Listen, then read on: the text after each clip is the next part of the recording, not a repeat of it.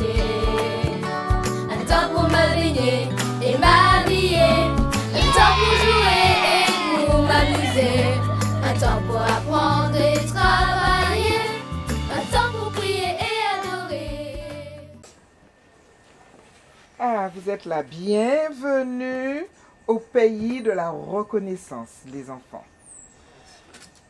On arrive à la fin de l'année, comme vous l'avez constaté, et j'aimerais bien savoir ce que vous avez retenu de tout ce que nous avons vu durant l'année. Je sais que vous avez une excellente mémoire et... Tu veux tester cette mémoire, mamie?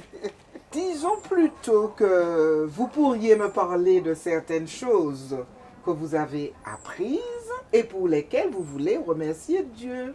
Moi, j'ai compris que dans la nature, tout a son utilité et sa raison d'être, même les ronces et les épines, car elles forment une protection efficace pour le nid des oiseaux. J'ai découvert une version simple de la gestion chrétienne de la vie vers le meilleur usage possible de toutes les ressources que Dieu nous a données, nos compétences, notre temps, notre corps et nos biens matériels.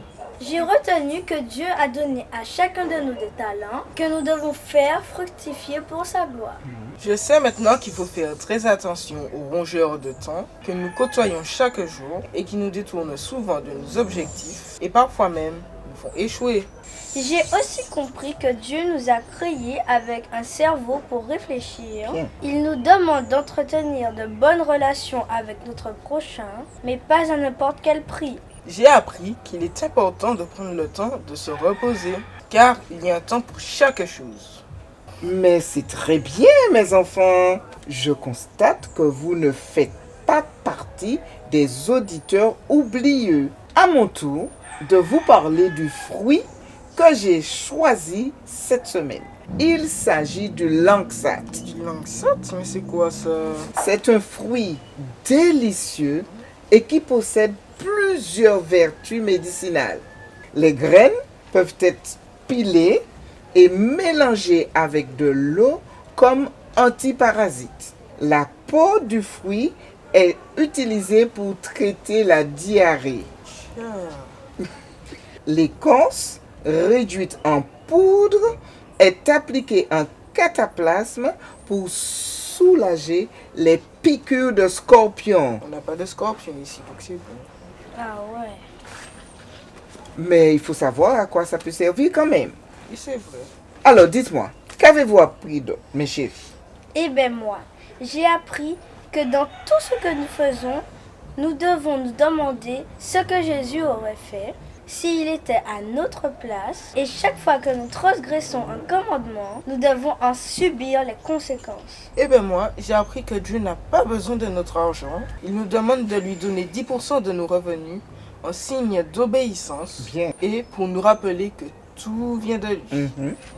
Gérer avec Dieu, c'est observer ses commandements à tout moment et dans toutes les circonstances afin d'être heureux et de vivre paisiblement. Chaque petit geste pour respecter la nature montre que nous gérons avec Dieu. Et si chacun fait sa part pour protéger l'environnement, c'est la planète entière qui gagne. Bravo, bravo.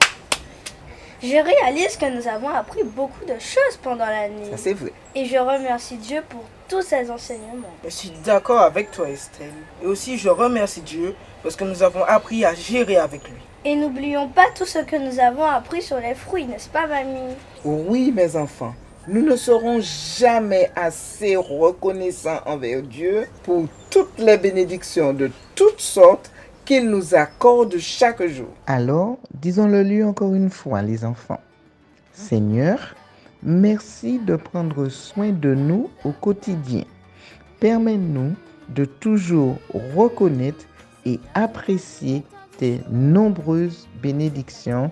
Amen.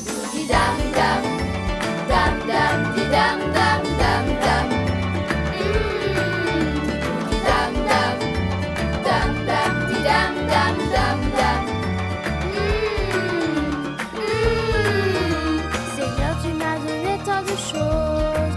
Le ciel, la terre avec la nature grandiose. Une autre maison où j'habite me repose. Des jouets de jeux qui rendent ma vie moins morose. Une famille, des amis avec qui boire et manger.